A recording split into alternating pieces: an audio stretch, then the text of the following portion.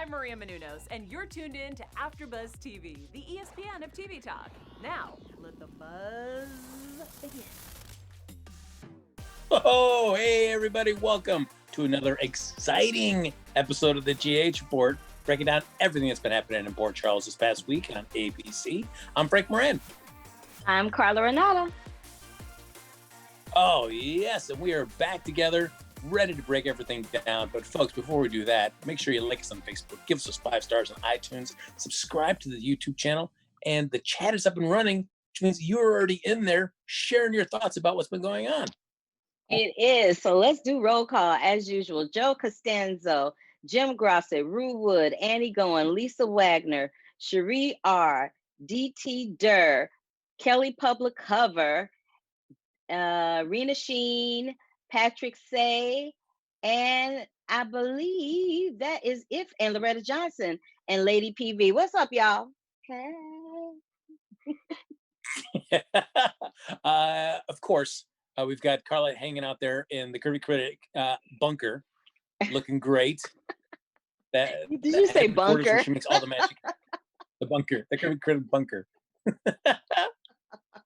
Yeah, and I'm still letting this thing happen in my face. Good times there for everybody. So, Carla, before we get into everything in detail about what happened this week, what did you think overall? I'm really loving the fact that they're letting the little doll that's playing Trina, Sydney. I love that they're letting Sydney stretch her acting legs a little bit so that we can see more colors of her talent and see her range a little bit more. They let us see that with Cam. They've let us see that with Joss. So I'm really glad that they're kind of sharing the wealth. And I just wanted to give a shout out to the director of GH. It's a chick. Her name is Allison Reams Smith. And I'm feeling like since she started taking over the directing reins over there every once in a while, she doesn't do all the episodes, but she's been doing quite a few of them. The storylines have gotten very interesting. The interaction with the characters has gotten really interesting. So I just wanted to give her a shout out. I really did. And I also wanted to say I'm really not feeling those Flashback Fridays. It took me a minute to figure out. It took me a minute to figure out that was a Flashback Friday. I was like, why are Maxie and why are they in this hallway? Why are they talking? Haven't I seen this before? There you go. I was like, oh my God, this is terrible.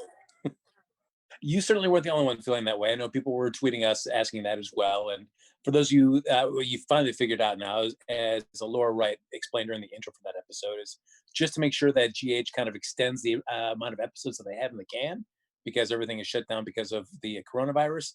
They are now, for every Friday until I think through May 22nd, they're doing Flashback Friday. So kind of a way to extend the amount of original episodes that they can give us. So between now and then, we'll be getting some episodes that'll look back on interesting moments in GH history. I think many people are wondering why they decided last year's 56th anniversary episode was their first one they needed to kick everything off.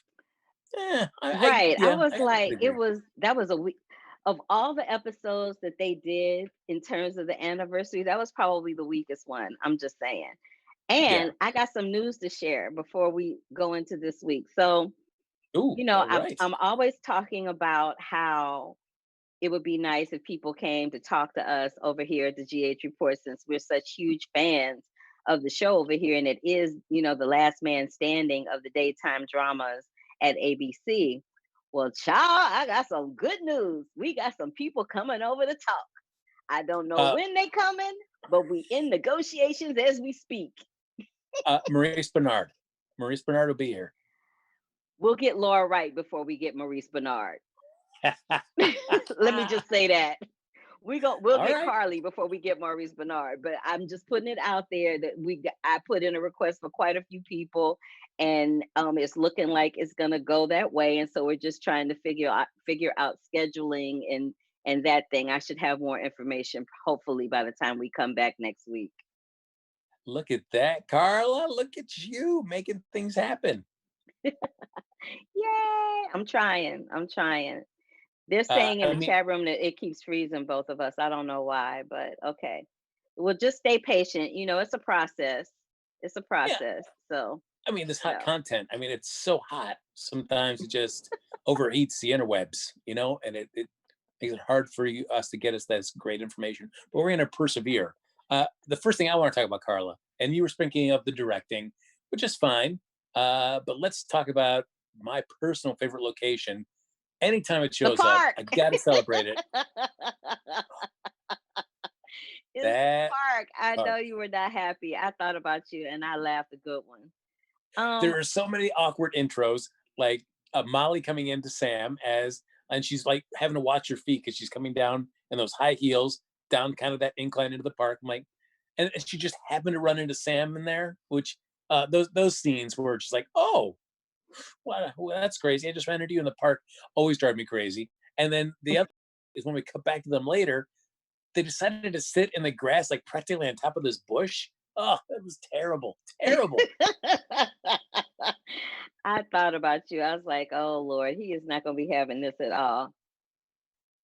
So we get those scenes between Sam and Molly, and we also get some Franco and Cam scenes. Of the two, I enjoyed more of the Franco and Cam scenes. The Sam and Molly stuff, whatever. That's probably because I don't care about either of the storylines. Yeah, Sam and Molly was a little dry, but I did like the scenes with Molly and a possible new love interest. That was kind of interesting. I was like, well, okay. But this is the thing that was funny to me about that. I'm like, so she went from I'm gonna find somebody to look for TJ. She went from that to, well, this day just got better. I'm like, oh girl, you Hey, you dumped him real fast. Carla, it has been weeks. It has been weeks for Molly. She's a young woman. She's got to move on. She can't be waiting and wasting her time.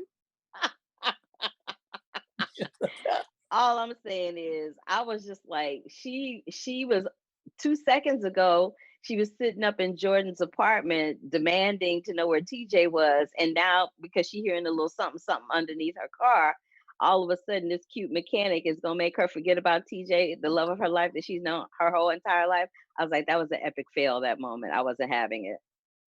I mean, I guess if you were looking, because I think many people have been wondering, so what's the point of having Brando on right now? What does he actually bring into the show? Not that he's a bad actor or anything, but it's what's the deal with this character? So, I mean, I guess you bring him in to kind of act as like a little rebound for Molly for a few weeks until TJ finally gets released, maybe? No, I think maybe that's the whole reason they brought him on there in the first place was to be a distraction for her. And then when TJ comes back, then that'll create a nice little triangle situation.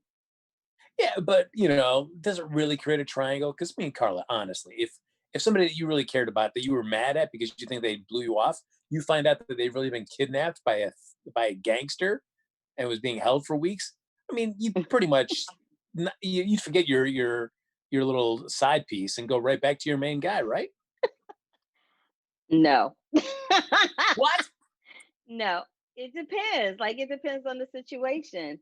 Um, so what are they saying in the chat room? A lot of the guys they keep telling us that we're freezing, and I'm looking at the stream and I see that like every other sentence we are freezing, and I'm communicating that because we're both streaming from our homes and we are streaming that stream through AfterBuzz, it's a lot of streaming going on, and sometimes it can be a little problematic. And there are more people online right now than there normally would be if we were doing this. So y'all have to just be a little patient. This too shall pass, as Dolores Leach is saying. They're like, we'll catch y'all next week. I'm like, hey, y'all just gotta be a little patient. It's like, where you going? You ain't got no place to go. Calm down. So speaking of Molly, we get the awkward scenes with her and Sam. We see her kind of flirting with Brando, possibly, but we also get some scenes that led up to those Brando scenes of her speaking with Jordan and Jordan laying into her. Oh, that was hard to watch. That was really hard to watch because I know Brianna Nicole that's playing Jordan. You could tell that was a difficult scene for her, and the fact that she totally collapsed into Curtis's arms when Molly left was like she was like, I had to do it. I couldn't have her continue to look for TJ. And she looked like for real, she wanted to just break down in real life, not just, within the scene as a character. It looked like that was very stressful on her because that behavior in general is just completely out of character for her in this moment. But she has to keep up this ruse until they figure out what they're going to do. But Cherie R in the chat room is saying that Jordan did too much. Do you feel like she did too much?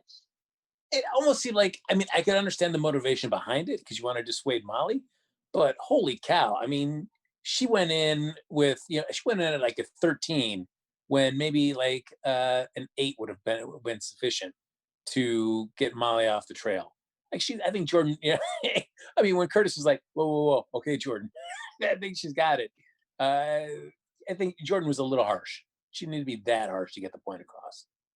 Well, I kind of felt like she did because Molly's very bullheaded and very stubborn, very much like Alexis, very much like Sam, very much like all of the women in that family. So I feel like she had to do something to put a quick and like a semi-final kibosh on it because homegirl, no matter what Jordan said to her, she even with Jordan saying grow up, that still wasn't enough to stop her from going, well, I'm going to contact this person and I'm going to contact that person and I'm going to make them look. It still wasn't enough to make her shut up. So I felt like, even though it made from a viewer point of view seem like it was a lot, I felt like Jordan as a character really needed to go in and do that because it was it was going to be a bad situation if she didn't. I, I, I do like that. Molly's like, I'm going to put an ad in the paper. I was Okay. like, right, you're gonna put an ad in the paper so that Cyrus and those people can see. Girl, please, girl, bye. Oh, Just doing way too much. Just and I felt like, I felt like that probably that and the scene with Sonny dealing with Mike were probably the most exciting scenes of the whole week because everything else and the confrontation with Julian, I felt like those three things, everything else was tired. I'm so sick of hearing Brooklyn talk about what a fabulous artist she is and how she needs to collaborate and I'm like, from what I heard, the few little times that she sang, I was like, really though? I no, don't know. I would agree. But I did like the scene with Ned and Olivia following that, where Olivia said, hey, if she's not being straight up with you, then she did something that's going to end up blowing up in our faces. She did say that. She did say that. And he kind of had that look on his face like, oh, Lord, I thought I was past this. Yeah. I He mean, looked like I thought I was past this. And oh my God, it's not going anywhere. They're talking about, they're saying in the chat room, they feel like Molly's annoying. Oh my a God. bit. They said that the actor that's playing Brando is 50. What?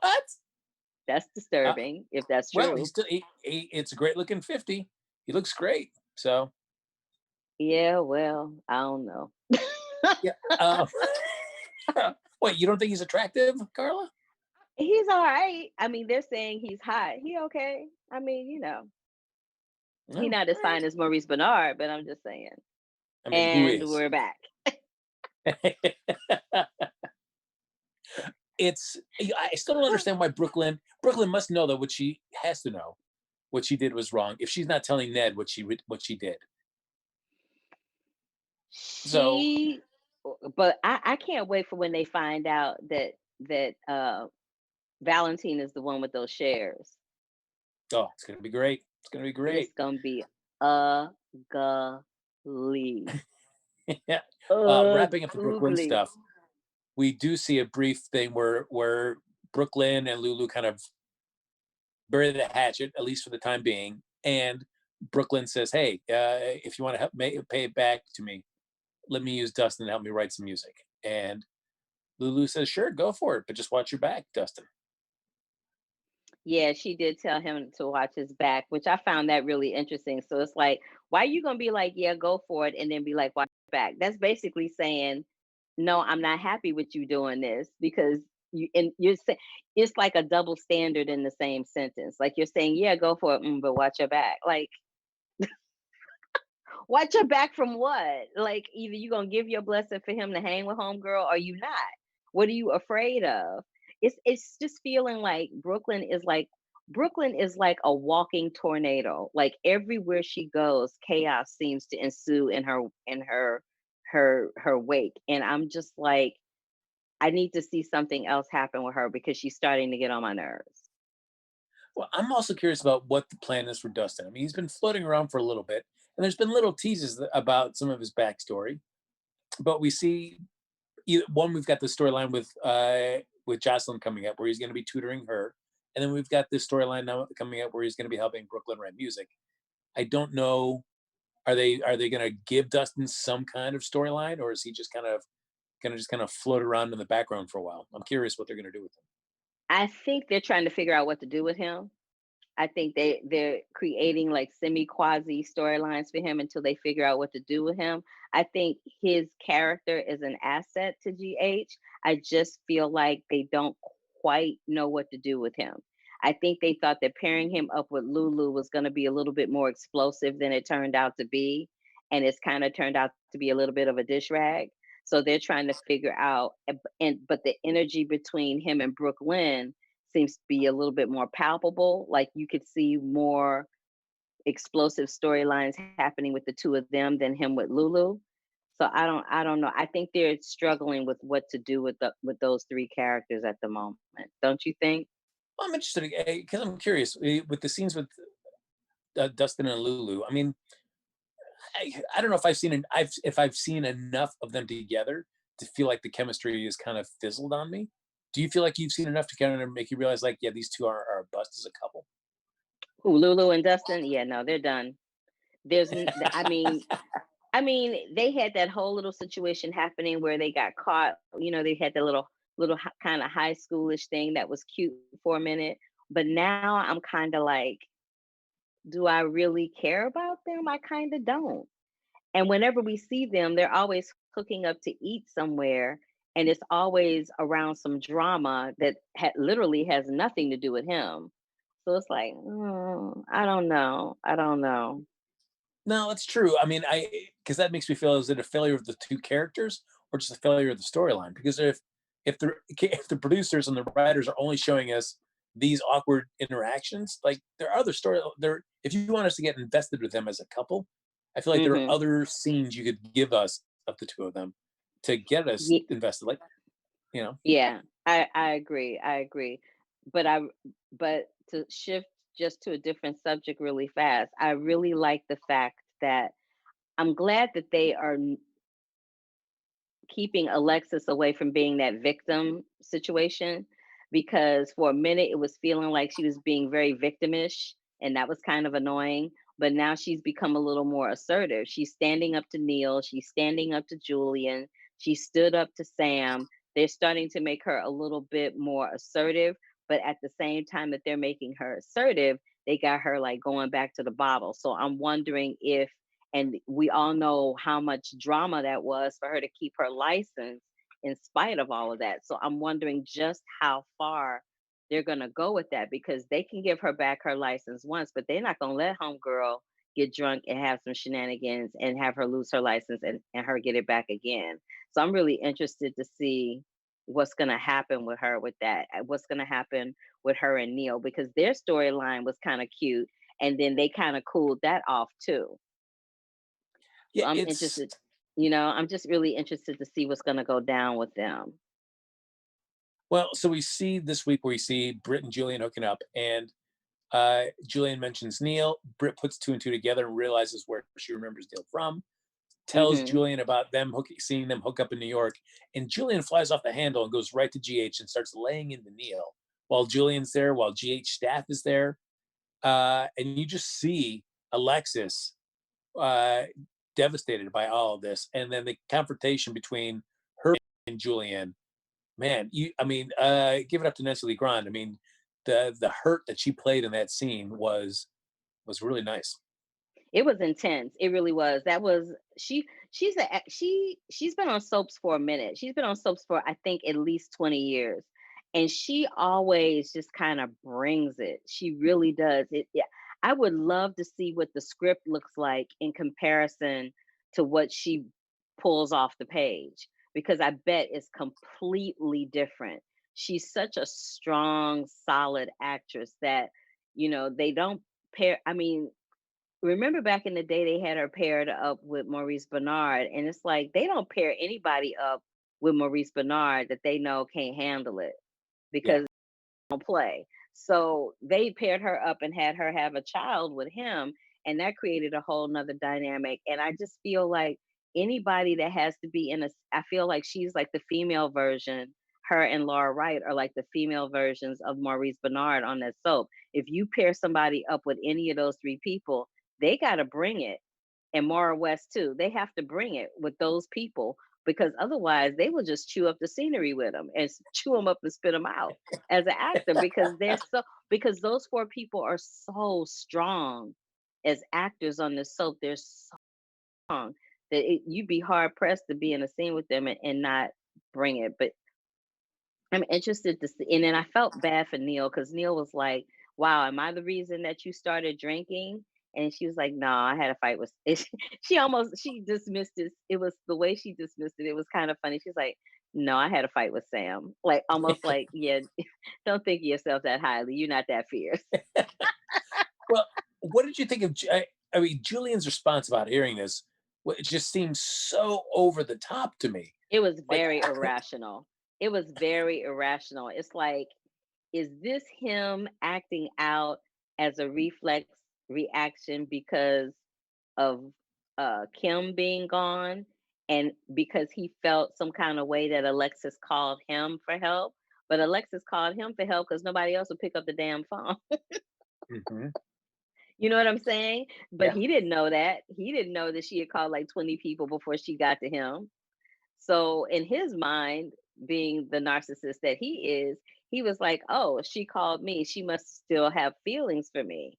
And because he obviously still has feelings for her, but just because he has feelings for her and just because there might be a little residual something happening for her with him doesn't mean they need to belong together. I mean, this is still the same person that had a knife up to her throat. no, Like let's exactly. not forget that. He had a knife up to her throat and was going to take her out. So, you know, I don't care what kind of relationship you got or how much you care about somebody. If somebody got a knife up to your throat, it's kind of hard to get past that. I would think. I do. Um, I know. I agree, That's and I do just like that me. Brick called it out earlier as well this week too about the knife to the throat. It's like, yeah, that's a tough thing to just kind of brush off to the side. It's like, yeah, don't worry about that. And then that's what I'm glad you brought that up. And then that's what made me laugh too. She was like, "Yeah, you know how this is supposed to be a casual, fun thing? Yeah, it's over and bounced." And that was the end of that conversation. Like I kind of love that there wasn't a whole lot of extraneous drama attached to that moment because No, the way that they're setting up Brit, she just says stuff and she like Brooklyn, she'll say what she has to say, and then they leave. There's no need that, for extraneous conversation about it. So I love the fact that she said that, turned on her heels, swung her hair in his face, and left. but even That made me laugh out loud. I would think even if there was some little kernel of hope that the two of them could reconnect, at least for Alexis, I would think after what Julian did, Alexis has got no time for Julian in the near future. No, no, I think it's a wrap.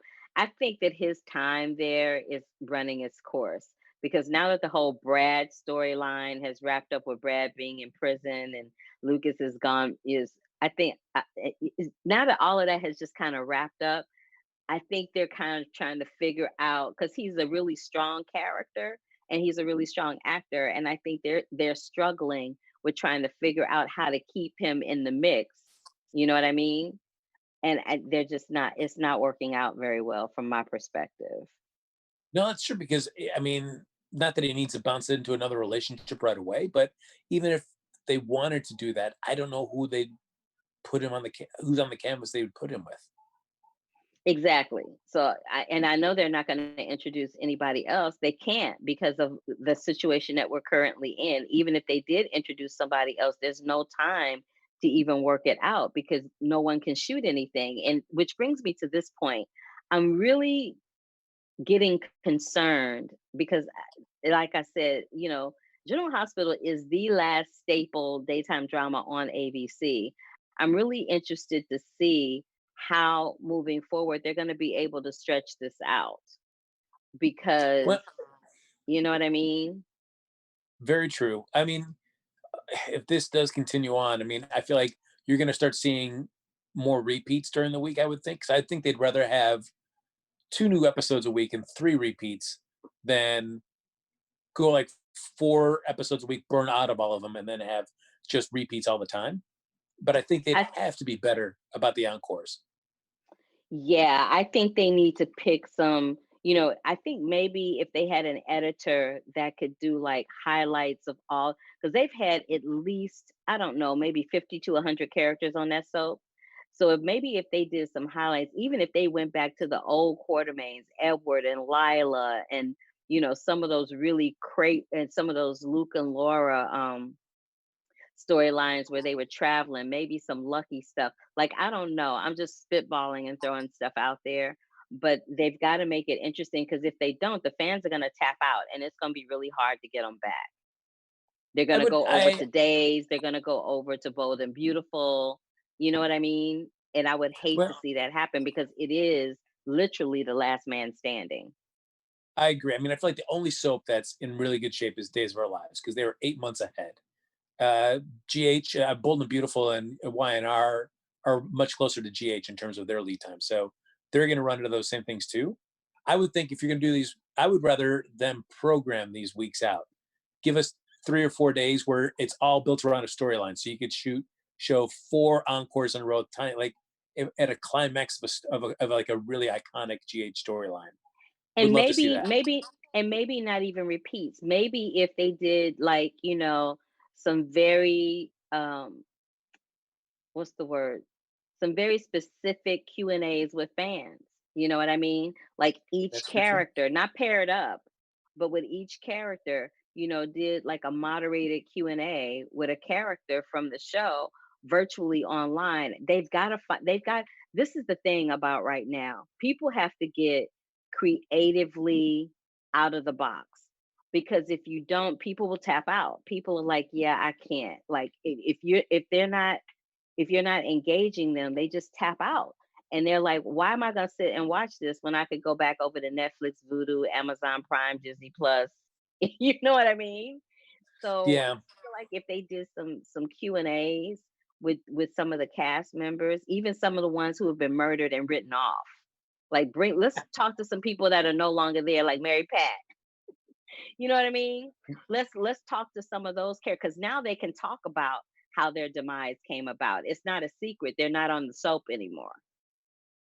You Yeah. know, I, I wonder how fans would respond to that. Would they be still wanting to tune in to see Q&As with the stars, not or if and it's not not like storyline driven? if they did it once a week, like if their content on a weekly basis included a couple of new episodes, a couple of Q&As, and a flashback. You know what I mean? Like if they mixed it up like that so that it's not the same thing happening all week. Like so it's not, just a new episode versus a flashback. I think You it know, would keep people interested. I think I'd almost enjoy a sort of like an oral history of sorts about iconic storylines. So 3 of the days you show an iconic storyline, and then the fourth day you pre-record all these interviews with all the actors in that storyline and kind of get them to tell stories about what it was like shooting that storyline back at the time. Maybe that Yeah, might be like more interesting. they're saying in the chat room, like somebody, Odessa C is saying, go back to the Asian quarters days. Oh, those were some good ones when they were in the Asian quarters. When they were doing the pickle Lila. Remember when Lila was making pickles? Yeah, great. Yeah, we That need more about that storyline. I'm Yeah, just that's right. saying, but they're just throwing stuff out there. They're saying, that maybe the actors to have the actors do their scenes at home. Yeah. So this is the thing about the actors doing scenes at home. It's not interesting. Like, how often are you gonna sit there watching talking heads of Carly and Sonny? It'll be really exciting at first, but then it's gonna get real old real quick. You know what I mean? The thing Yeah. about soap operas, the staple of soap operas is the drama. It's called a soap opera. So you want to see people interact and mingle. You want to see people physically hook up that under a million years they would never physically hook up, because that kind of stuff gives us as fans something to talk about. People are talking about the Monica cancer storyline. They're talking about possibly bringing Spencer back. That actually probably would help. Um, they're talking about what they said. It depends on who they were talking about. It depends on who it is. They were like, no Maurice or Laura or Wes. I disagree. Wow. They're saying only the ones who are under contract because they have to pay the actors. Well, they have to pay actors anyway, so don't get it twisted. As an actor, if you showing up on somebody's platform, you getting a check. You ain't doing it for free. Um, they said that they think the GH actors have been doing IG live streams with a lot of people hoping to watch. I mean, yeah, I mean, see, they're doing but IG live streams are actually very different. If you had somebody like another actor on the soap moderate a panel or moderate a conversation, like if we had Jason moderate a conversation with Maurice, or if we had Spinelli moderate a conversation with Sam, you know, that kind of thing. Or maybe somebody that doesn't even interact with them on the soap, a completely different character that they never even cross paths with in Port Charles. Yeah, or it's even each of the, like Steve Burton picks his favorite storyline that either, like, say he wasn't in, so but he wants, and he talks to everybody that was involved in that storyline because he's a fan of those actors and loves what they've done, and then they break down everything that went on in that storyline. That could be interesting. Yeah, and Or then it they're could be, also go ahead. go ahead. No, They were what also are they saying saying, Carla? they're saying they're also saying that the teens doing FaceTime video Skype would work in some contexts. Yeah, I mean, I'm just throwing stuff out there as a fan of the show because I don't want to see it go away. And I don't want to see COVID-19 kill it, so to speak, you know, pun intended. But I'm just wondering because this week the storylines were kind of like, it was like kind of just pulling teeth to kind of make it work, you know. And you know, we like, do we really care about Dusty collaborating with Brooklyn? How much do we really care about that? They're not going to be able to do the nurses' ball, so that's another thing. The nurses' ball is coming up. How are they going to work that out? Have they already filmed that? You know? Uh, Oof, I wonder if they have filmed the nurse. You know, I'm going to say they have not filmed the nurse's ball yet. Yeah, I don't and know. so Odessa's saying Burton and Anderson do that already on the show. Yeah, they do. They have a podcast, but the podcast isn't video. I think it might just be audio. Y'all can correct me on that if I'm wrong. But I'm just saying, for fans love to interact with the people that they watch. Those are people that they admire. It's people's work that they like. So I'm just throwing out suggestions out there. Hi, Giselle Pinard. Um, I'm just trying to throw some things out there.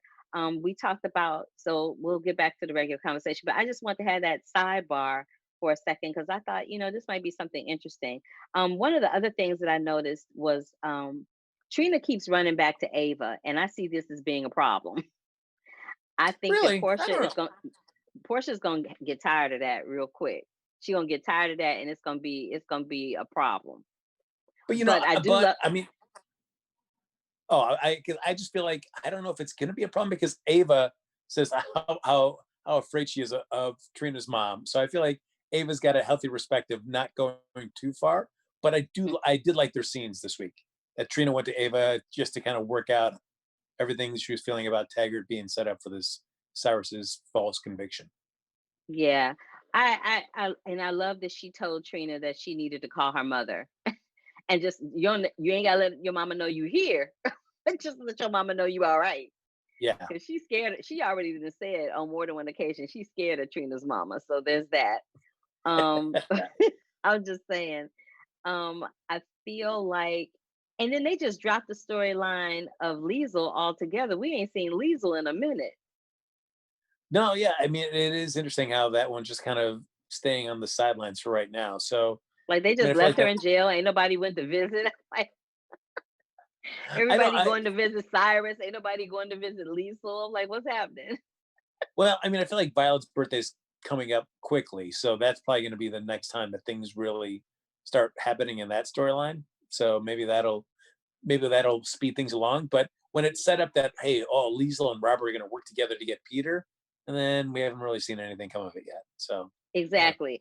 But this is the other thing that I do love too. I love that I love with this Alzheimer's storyline that they're showing all different colors and sides and challenges of it from both perspectives of the family and of the people that are going through it. So this week we see Mike get to a point where he mentally and physically is just tapping out, and Sonny kind of like gets him back on track for a split second. But him and Carly have that moment where he's like, I can't do this. This is just too hard. It's too hard. And he breaks down. He breaks down in a way that I don't think I've ever seen Maurice Bernard break down. You know, when he's talking to Mike and trying to convince Mike to to start walking and get out of the bed, he has that Denzel Washington tear, that one little tear coming down the side of his face. You know that Denzel Washington glory tear. oh You know what yes, I'm talking about? That Oscar tear coming down like this. But you see him have that moment, and then you see him have that moment with Carly where he's like, I don't I feel I have so much empathy for his character in this moment because he really is grappling with the fact that his dad is about to be up out of here and he doesn't know how to handle that. He literally, I think he convinced himself for the longest time that he was in a good place, that he could handle when the time came around. But now the time is coming around, and I don't think he can handle it. And he doesn't have Stella there because usually when he'd have those moments, Stella was his go-to person to discuss all of that with, and Stella's not there. So so now he's going to Carly, who he should because that's his wife, but I don't I feel for him. I do. It's really quite disheartening. I mean the Mike and Sonny's relationship has got so much backstory, and there's so much that goes into that where it is not a very it wasn't a very functional relationship for the longest time, and then it started coming back together after Mike's prognosis. But still, there's a lot of emotions tied up with Sonny about how he feels about the whole thing. I Time and I wasted. and I think it's lovely how they are playing, they're letting him play that out in their right. I think the writing with that particular storyline in general is just really beautiful, and they've approached it from a very empathetic, sympathetic point of view from all different vantage points. Um and I really appreciated that. What I didn't appreciate so much is how they got rid of his girlfriend. Like they had her husband take her out and that was it. We never heard or saw her again. And Yeah, I don't and so that begs the question of, did she start to decline too? Was she gonna get to a place where she would have been in the home with Mike and not even know who he was? I mean, I'm sure it was going that direction. I also feel like that had a lot to do with Stella leaving the show, going over to Bob Hart's Abishola. So I feel like if she wasn't around, then there wasn't worth doing scenes with Stella and that woman's husband. So I feel like those are parts of the storyline that it's like, well, we can just not really focus on this. We can presume all this stuff is happening off camera without having to see it. Ye- Yeah, well, I guess that's a good point. I guess that's a good point. And then I love how Laura and Robert, they're all trying to figure out how to get Cyrus not released from jail. But then on the flip side, Laura literally kind of broke her own rules. It's so funny how she throws up in everybody else's face how illegal what they want to do is, except for when it's something that she wants to do. So she has Kevin, right? You know that's very double Yep. standardish. So she has Kevin going up in there trying to figure out how to get homeboy committed, and that's not against the law. You the mayor, he's your husband. What you doing? It's just we're not breaking the rules, but we're really, really, really, really, really bending them. Odessa C is yelling at me in the chat room. She's like, "I'm Viv. Her name was Yvonne. Husband's name was Marcus. Marcus. Okay, girl, we got it." Yeah, that's fine. It's fine. There you go. Uh, They're also talking about real quick. Let me just say this real fast. They're also talking about real quick. Maybe if GH shortened the episode. So let me just address that for a split second. They can't because the advertisers have already purchased ad time for that block of time that General Hospital's on. They've purchased advertising monies for that hour. So if they cut the episodes in half and the people have bought advertising time during that hour that General Hospital is on, then that cuts into a whole different monetary situation. And not for nothing, but the General Hospital episodes literally are about 40-45 minutes long. They're 15 minutes longer. The show ends up being an hour because of commercial interruption. So yeah, there's I mean, that. if you look at it like on Hulu, it comes out to be like 36 minutes. Exactly. So the rest of that time, right? So the rest of that time is advertising dollars that are being spent via Procter and Gamble, ABC, or whoever. So yeah, Yeah, it's you mentioned Robert, and I love me some Robert Scorpio. I know you don't know I that, know you do. I Carla. look. I I'm I love Robert Scorpio. I just feel like he's being underutilized. I was just about to say that, and it bums me out because I was excited that, hey, we made him DA, but I also knew, like, by also making him DA, you're not really going to see him around that much because the DA role in a soap opera is not a great job because No, you have to lose because you have to be in court at some constantly. point, right? True, you have to be in court, and you almost always have to lose because the characters that everybody else loves have to be able to get away with this because they can't realistically, even though they should in real life, all go to prison for the stuff that they've done. They can't because you still want them to be able to do stuff. So that means everybody has to get out of these incredibly legal predicaments that they're in. So the DA ends up Exactly. having to look like a fool, and it's like I don't want my Robert Scorpio looking like a fool. Look at you. Your face is very serious when you talk about that. You're not having it. Oh, don't look like a fool, Robert Scorpio. Brr. I cannot with you. You are hilarious. Because What I do you also think? saw that. Go ahead. Oh, because Laura had that scene with Mac too, where she says, "Hey, I want you to find out what's really going on with this Taggert stuff," which excited me for a second. Like, all right, you're giving Mac something to do, but I also feel like that's just a tease because we're never going to get to see any scenes of Mac doing anything, which is going to be frustrating to me as well. Yeah, I mean, it's all really unfortunate how it's going down. I think I'm just fascinated as to what's happening, but hopefully, when we get these people over here to talk to us, maybe we can, help kind of boost up the or not boost up, but help keep the enthusiasm for the show going because, I That's don't true. want to see it go away. No, I don't think it'll go away, but I mean, I think it'll. I think, and I'm sure they must be already thinking about ways that they can be creative about how they can either stretch the remaining content that they have or what they can do with what content they have in their vaults to still make engaging hours of programming for people to keep watching until Yeah, things you know get what back to they normal. could do now that the nurses ball is coming up, they could go back and do um they could do a whole month of like nurses ball stuff. Like Yeah, the nurses the ball month or performances for two, sure.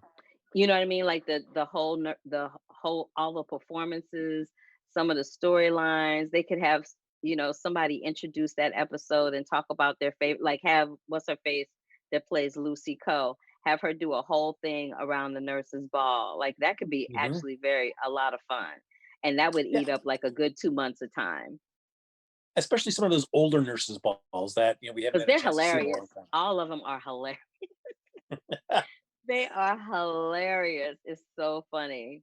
Well, one last storyline before we got to go that we didn't really get a chance to talk about, and that was the whole Wiley surgery with Nell being left out by Carly on the roof of GH, and Oh yeah, Elizabeth and her finds her the lips next were morning. blue.